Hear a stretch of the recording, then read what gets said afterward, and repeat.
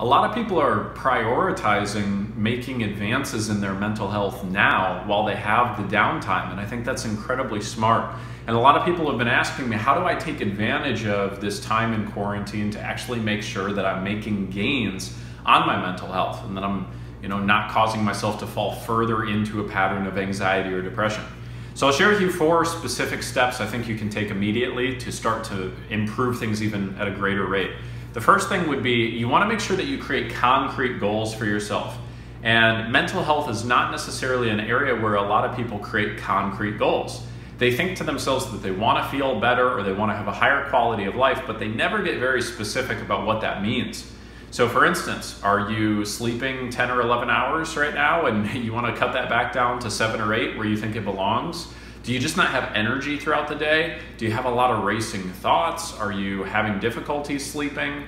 Right? What is the specific element that's going on in your days that you want to adjust? Okay, that's the very first thing, because if you don't know what the target is, if you don't know what you're after, it's going to be very difficult to feel like you're actually making progress. So first, specify a concrete goal.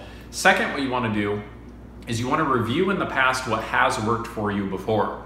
And you want to make sure that you're implementing that consistently, right? So if there was something that you did in the past that made sure that your anxiety was reduced or made sure your depression was reduced, then make sure you're implementing that, right? Use the best of what you already know wherever you possibly can, and make sure that you develop a system of consistency, right? Actually taking new action beats just pure knowledge every day of the week, right? Because it's actually going to have the ability to create a new result for you. So until you are systematically using everything you already know you can, you're not really taking full responsibility for your mental health, okay? Now, step 3 would be, after you have got that in place, say you've stuck to those regular routines for a week, you have gone out on a walk once a day for a week, and you've noticed a little bit of a change, okay? But you're still noticing a gap, right? So even though you're using the best of what you already have, you might see that there's still a gap between where you are and where you really believe you could be, right? And by the way, in case you're curious, it is essentially possible for anybody to be depression or anxiety free naturally, with very, very few exceptions.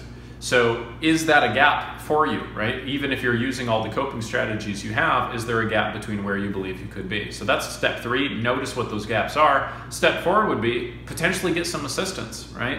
Our team is available. We do free clarity calls every week.